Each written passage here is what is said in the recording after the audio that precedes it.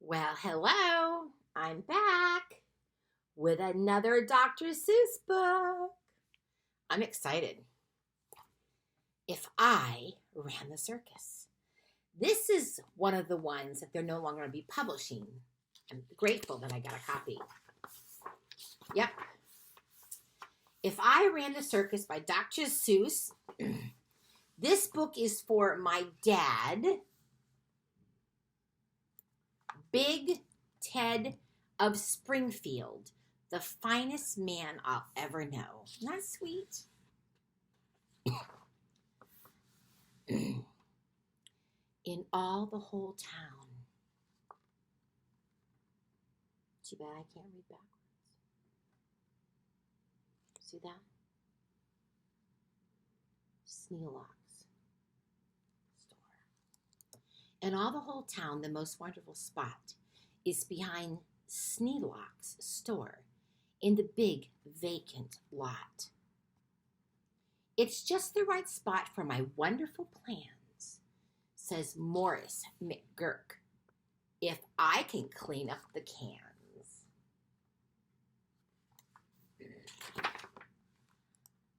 Now, a fellow like me, said young Morris McGurk, could get rid of this junk with half hour's work. I could yank up the weeds and chop down the dead tree and haul off those old cars.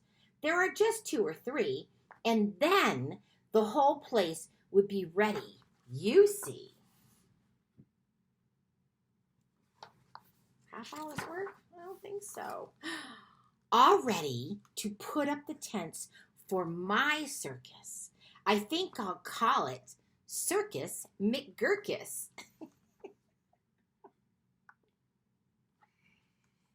The Circus McGurkus, the world's greatest show on the face of the earth or wherever you go. The Circus McGurkus, the cream of the cream.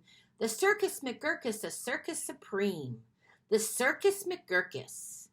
Colossal, stupendous, astounding, fantastic, terrific, tremendous.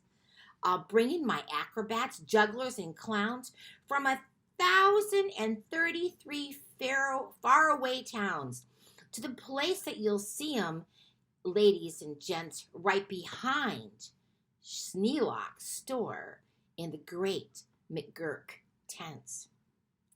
And I don't suppose old Mr. Sneelock will mind when he suddenly has a circus behind. This guy's got big plans. After all, Mr. Sneelock is one of my friends. He might even help out doing small odds and ends. Doing little odds jobs he could be of some aid, such as selling balloons and the pink lemonade. I think 500 gallons will be about right, and then I'll be ready for opening night.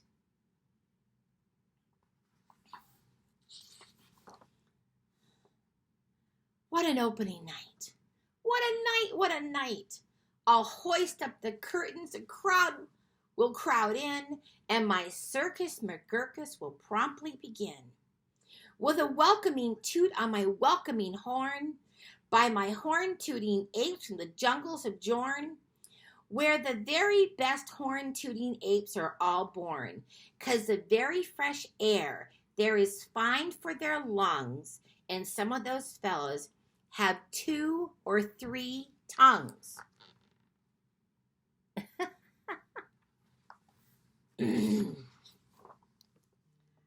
This way, step right in. This way, ladies and gents.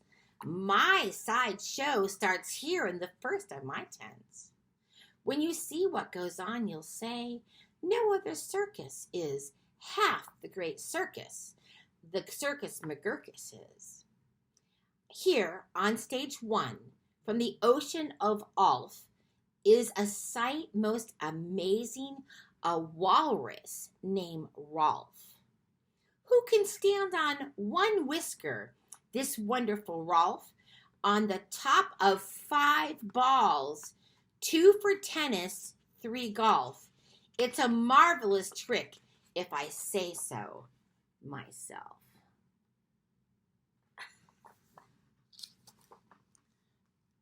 And on stage number 2, here is something quite new. From a country called From comes this drum-tummined snum. Drum-tummined snum. Who can drum any tune that you might care to hum. Doesn't hurt him a bit, 'cause his drum tummy's numb. Can't say that fast. Turn on a light here. Ah, much better. Huh. And now, is that it? Did I skip a page? No. And you'll now meet the Foon, the remarkable Foon, who eats sizzling hot pebbles that fall off the moon. And the reason he likes them red hot, it appears, is he greatly enjoys blowing smoke from his ears. Of course, pebbles like this are quite hard to collect, but Sneelock will manage, somehow I expect. After all, Mr. Sneelock is one of my friends, and I'm sure he'll help out doing small odds and ends. Look at him carrying that big pot of hot pebbles with one hand. And on stage number 4, see the Wily Waloo, who can throw his long tail as a sort of lasso.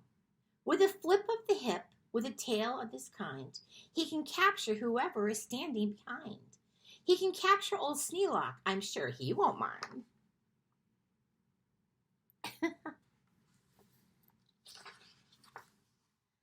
And now, here is a hoodwink, who winks in his wink hood. Without a good wink hood, a hoodwink can't wink good. And folks, let me tell you, there is only one circus with a wink-hooded hoodwinks. The Circus McGurkus.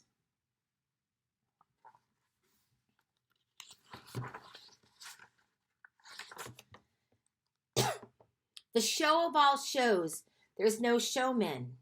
There's no other showman who shows you a show with blindfolded bowmen. The blindfolded bowman from Brigger Ba Root, the world's sharpest sharpshooter, look at him shoot. Through the holes of 4 donuts, 2 hairs on a worm, the knees of 3 birds, without making them squirm, and then on through an apple up on the head of Sneelock, who likes to help out, as I've said.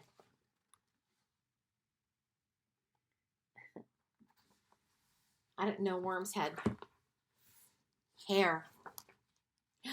And now, come to this spot, where the spotlight is hot, and you'll see in the spotlight a juggling jot, who can juggle some stuff you might think he could not, such as 22 question marks, which is a lot, also 44 commas, and also 1 dot. That's the kind of Circus McGurkus I've got.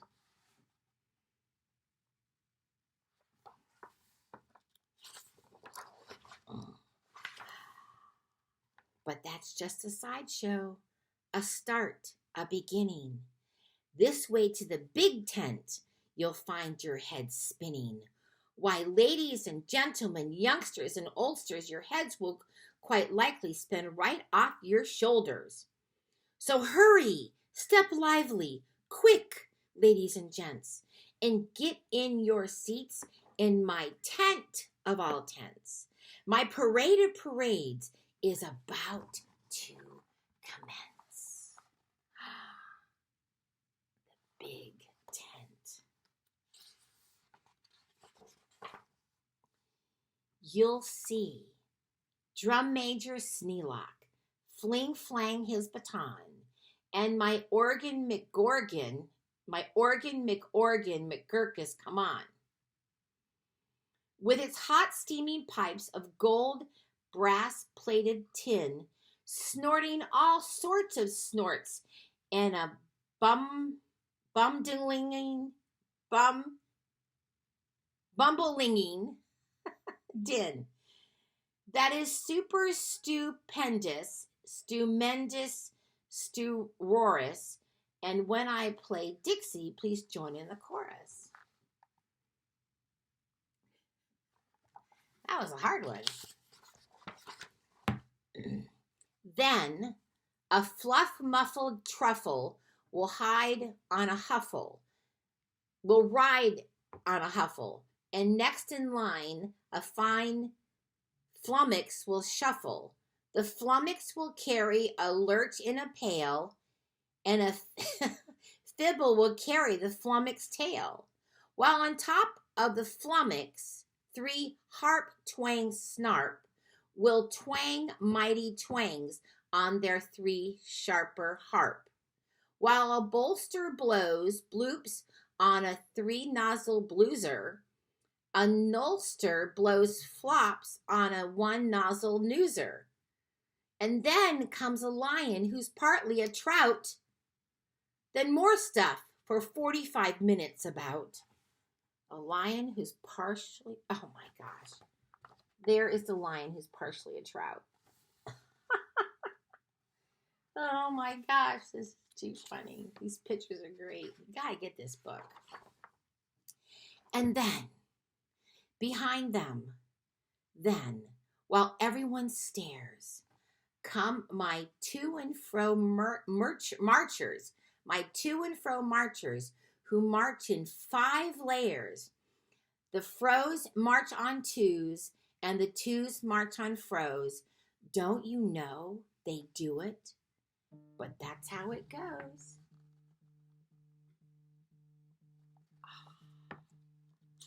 I will have to do that later. And now comes an act of enormous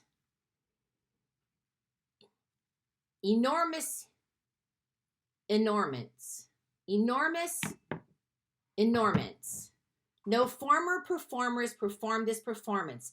The stunt is too grippingly, slippingly frightening, down from the top of my tent like greased lightning. Through pots full of lots of big stickle bush trees, slides a man, what a man, on his roller skate skis. And he'll steer without fear. You'll know at a glance that it's Sneelocks, the man who takes chance after chance, and he won't even rip a hole in his pants. Oh my goodness. And now here, in this cage, is a beast most ferocious, who's known far and wide, the spotted atrocious, who growls and howls and yowls most blood-curdling sounds, and each tooth in his mouth weighs at least 60 pounds. And he chews up and eats with his greatest of ease things like carpets and sidewalks and people and trees. But the great Colonel Sneelock is just the right kind of a man who can tame him. I'm sure he won't mind.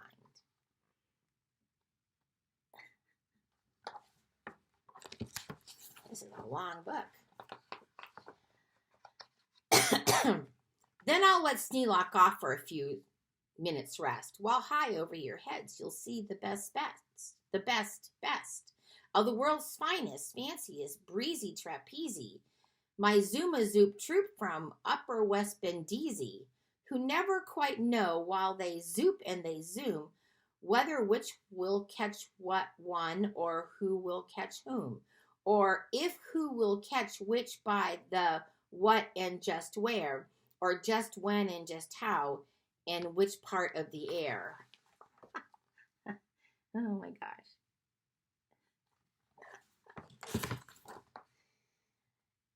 Eli, what a circus! My circus McGurkus. My workers love work. They say, work us, please work us.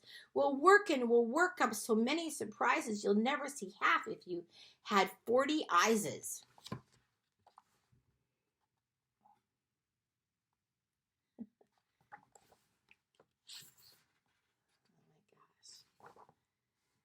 And now, again, Sneelock.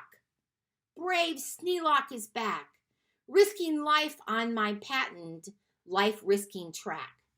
while the speedsters I call my colliding collisions race around as swift cars called abrasion contusions. And Sneelock just lies there, not one bit excited. I know he won't mind. He'll be simply delighted.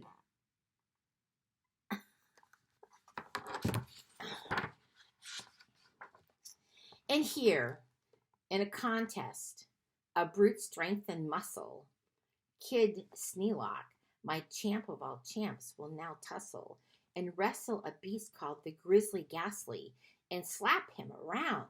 Then he'll slam him down fastly and pin both his shoulders tight flat to the mat. Kid Sneelock will love it. I'm sure about that.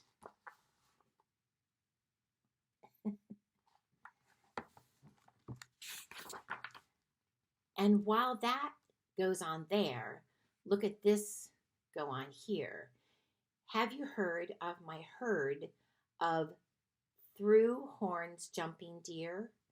Every deer jumps through horns of another pell-mell, while his horns are jumped through at the same time as well, by a deer whose horns also are being jumped through, by another who's having his horns jumped through too, which I'm sure trainer Sneelock can train them to do. Sounds to me like Sneelock having a lot to do with this circus. McGurkus.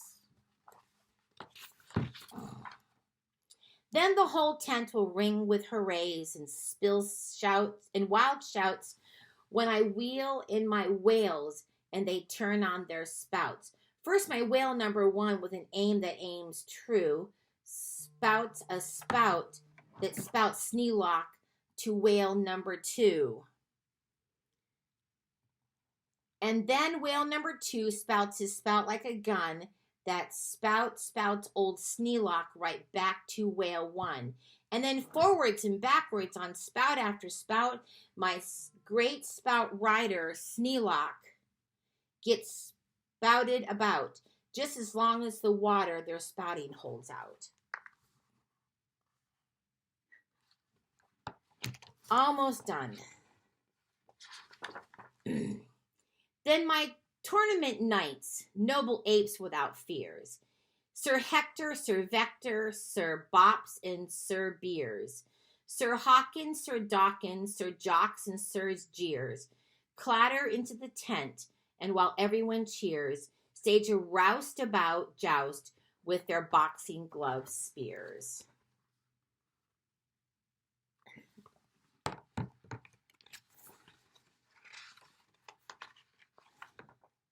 And while all this wild ruckusing goes on below, at the top of the tent, look, the star of my show, great daredevil Sneelock, the world's bravest type.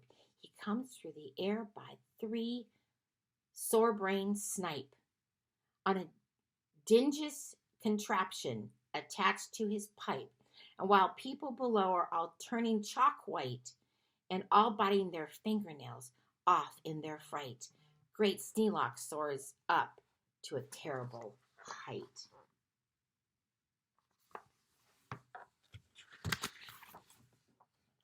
Then he shakes himself loose and starts down in a dive, such as no man on earth could come out alive. But he smiles as he falls, and no fear does he feel. His nerves are like iron, his muscles like steel, and he plunges down, down, with his hair still combed neat, 4,692 feet.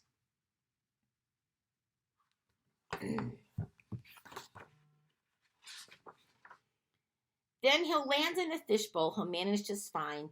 Don't ask how he'll manage. That's his job, not mine.